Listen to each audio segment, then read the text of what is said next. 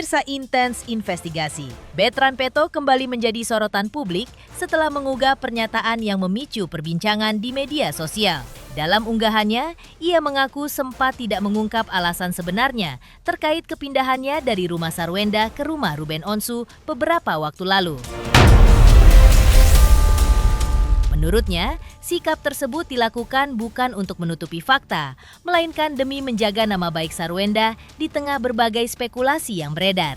Ia menegaskan bahwa keputusan yang diambil saat itu bertujuan untuk menghindari kesalahpahaman dan menjaga hubungan baik dalam keluarga. Jika alasannya demi menjaga nama baik Sarwenda, lantas seperti apa hubungan Betran Peto dan sang bunda saat ini? Apakah baik-baik saja? Atau benarkah ia dan sang bunda sudah lama tidak berkomunikasi? Meski begitu, benarkah ia tetap yakin kalau bundanya adalah orang yang baik? Dan jika ada yang membuatnya lepas kontrol, disebabkan pengaruh tidak baik di sekitarnya. Lantas, seperti apa juga tanggapan Ruben Onsu atas unggahan pernyataan Betran Peto? Benarkah ia belum bisa memberikan jawaban karena mesti bicara dulu sama sang anak agar tidak terjadi fitnah? Pemirsa, bersama Intens Investigasi, kami hadirkan kabar terkini, terpercaya, dan teraktual.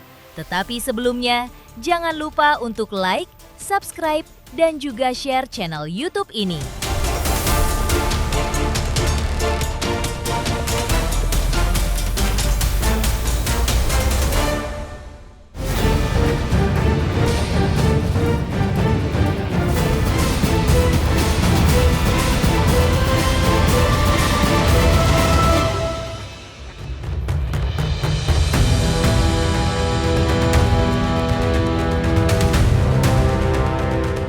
Unggahan terbaru Betran Peto atau yang akrab disapa Onyo kembali menjadi sorotan publik.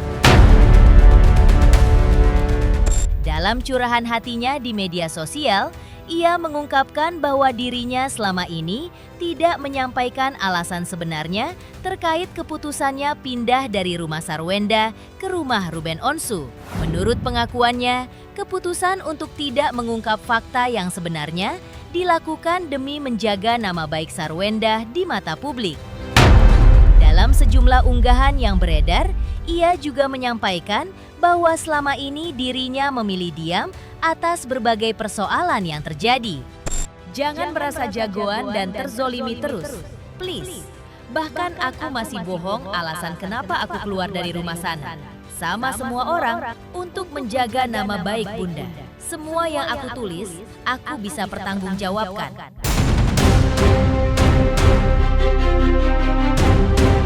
Pernyataannya itu mengisyaratkan bahwa ada banyak hal yang tidak pernah diungkap ke publik demi menjaga keharmonisan dan menghindari munculnya konflik yang lebih besar.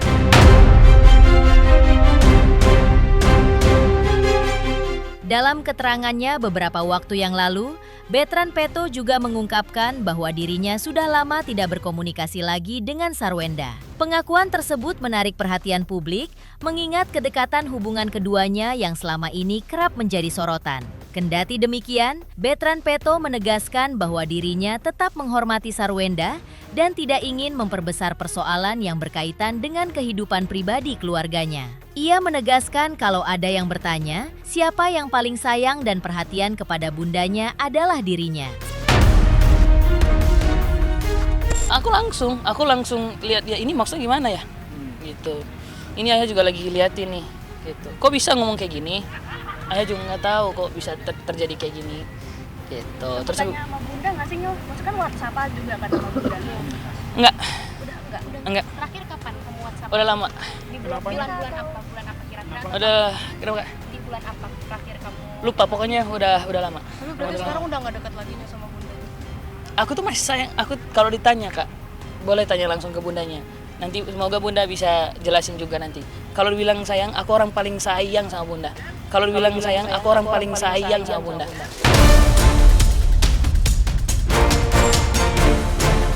Selain itu juga, Betran Peto juga memperingatkan keras kepada orang-orang di sekitar bundanya untuk stop melakukan perbuatan yang merugikan nama baik ayahnya. Meski begitu, ia sudah menyerahkan kepada sang ayah bersama kuasa hukum ayahnya. Betran Peto yakin sang bunda bisa bersikap di luar kontrol memang karena dugaan adanya pengaruh dari orang luar, khususnya orang-orang terdekatnya. Yang aku bilang tadi ini hanya karena mungkin orang luar aja yang jadi bikin bundaku kayak gitu. Mungkin bunda juga lagi emosi juga, jadi nggak kekontrol. Jadi aku harap ini menjadi pelajaran untuk kita semua biar kedepannya lebih baik. Untuk aku juga jadi pelajaran supaya ngomong di depan orang juga bisa dikontrol dan bisa dicerna dengan baik apa yang ditanyakan, apa konflik yang sedang terjadi.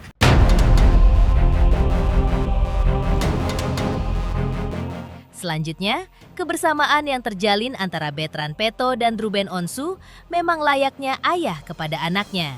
Dalam sebuah momen yang penuh kehangatan, Betran Peto terlihat memberikan pelukan hangat kepada Ruben Onsu sesaat setelah sang ayah selesai menunaikan sholat. Momen tersebut memperlihatkan hubungan dekat yang selama ini terjalin di antara keduanya. Lihat ayah, habis pulang dari itu soalnya dari mana? Sukabumi. Sukabumi. Habis banget ya. Oke. Lagi sholat. Habis sholat ya. Habis sholat. Assalamualaikum. I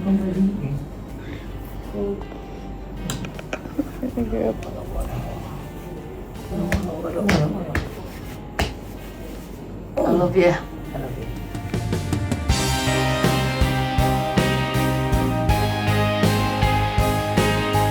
Dukungan moral yang diberikan oleh Betran Peto kepada Ruben Onsu.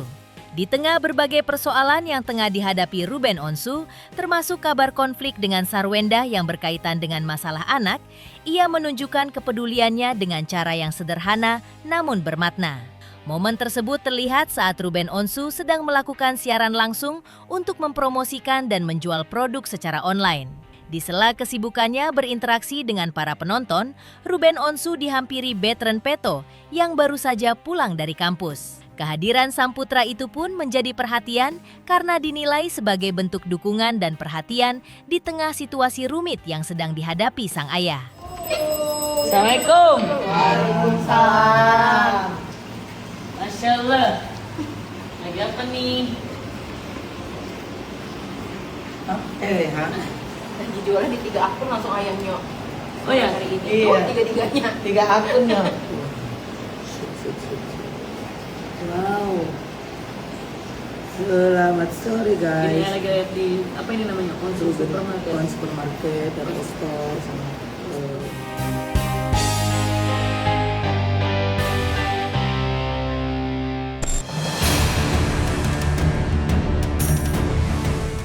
Sementara itu, Ruben Onsu memilih bersikap hati-hati menanggapi unggahan putranya di media sosial. Ia mengaku ingin berbicara langsung dengan Betran Peto terlebih dahulu agar tidak terjadi kesalahpahaman.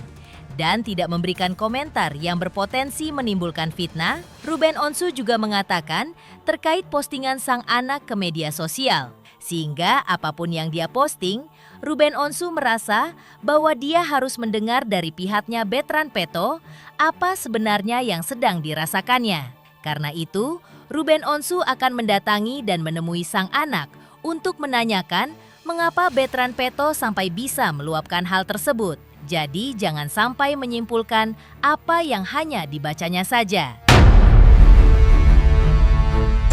Kalau ditanya saya belum ketemu ngobrol berdua sama Onyo gitu. Jadi saya harus ngobrol berdua dulu, saya takut beda pengertiannya gitu ya. Jadi saya belum bisa ngomong apa-apa dulu, harus ketemu dulu dengan Onyo. Jadi dia mau berekspresi apapun yang dia ungkapkan, ya saya harus dengar dari dianya dulu baru gitu. Takutnya kalau saya ngobrol yang belum saya tahu, ya nanti malah jadinya fitnah ya. Kita pernah ada di usia mereka kan ya gitu, kita pernah ada di usia mereka gitu, makanya reaksi Onyo sendiri pun aku baru tanyakan ke dia gitu, saya mau ngobrol sama Onyo kayak apa, seperti apa yang membuat dia menjadi ya bisa meluapkan itu gitu, bisa meluapkan itu. Jadi saya sebagai orang tuanya yang harus tahu dulu nih apa duduk permasalahannya, yang gimana gitu. Jadi nggak semata-mata saya hanya menyimpulkan dari yang saya baca doang.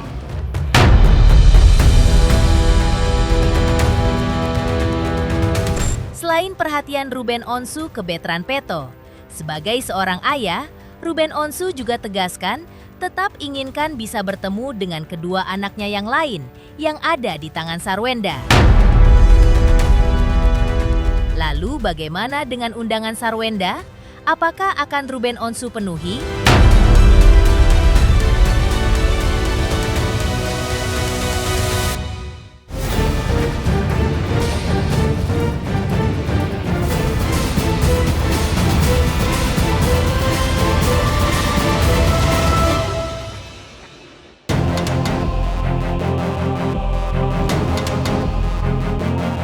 Ruben Onsu akhirnya memberikan klarifikasi terkait isu yang beredar mengenai pemberhentian sementara nafkah untuk anak-anaknya. Dalam keterangannya, Ruben Onsu menyebut bahwa persoalan tersebut sudah dibicarakan secara serius bersama kuasa hukumnya, Minola Sebayang. Ruben Onsu juga sadar perlu bersabar dalam menyikapi situasi yang sedang ia hadapi. Menurutnya, setiap permasalahan yang muncul tidak bisa langsung disimpulkan secara sepihak karena masih ada proses yang perlu dijalani hingga menemukan titik terang. Di tengah masalah yang dihadapinya, Ruben Onsu juga menegaskan bahwa status anak-anaknya tetap tidak berubah. Ia menyampaikan bahwa Tania dan Thalia masih merupakan bagian dari keluarganya dan hubungan tersebut tidak berubah meskipun ada dinamika yang sedang terjadi.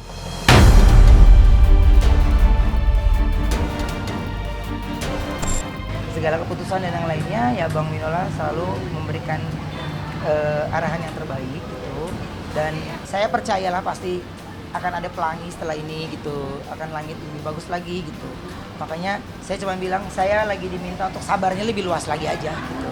Orang tua teman-teman juga pastinya kalau ada yang udah punya anak atau ponakan atau siapapun yang kita tahu dari bayinya, kita tahu bahkan itu garisnya itu ya keturunan kita kan.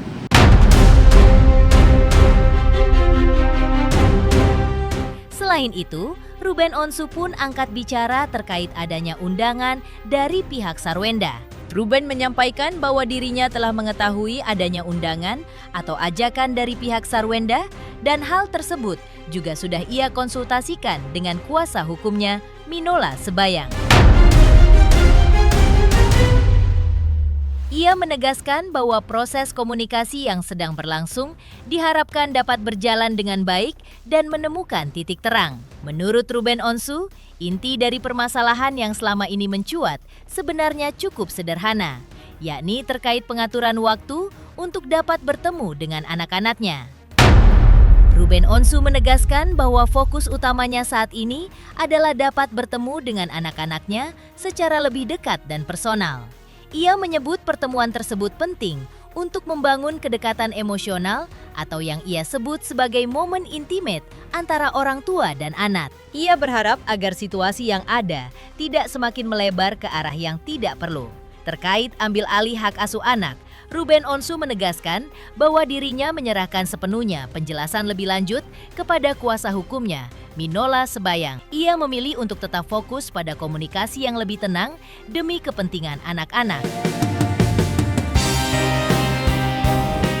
Pihak sebelah juga udah ngirim undangan buat diskusi. Iya. Gimana tuh? Akan datang?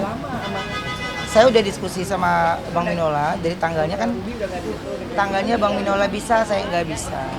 Tapi ya alhamdulillah saya senang adanya bisa berdiskusi gitu ya. Mudah-mudahan ya ada titik terangnya gitu. Mudah-mudahan ada titik terangnya karena kan yang diobrolin dan yang diminta ini adalah cuman waktunya anak-anak doang, melebarnya jadi kemana-mana. Kalau ditanya komunikasi sama anak ya masih tadi juga masih balas, cuman memang yang saya inginkan itu adalah bertemu sama anak-anak, hanya sayanya dan anak-anak saja. Jadi itu doang. Kenapa? Ya karena saya pengen intimate aja gitu. Di akhir hayat Ruben ini kepingin semua terbaik. Salah satunya hak asuh anak. Gini, kalau ngomongin tentang hal itu mungkin akan ada Bang Minola yang lebih enak dibicarakannya. Saya tidak mau membuat obrolan nanti malah jadi rancu gitu.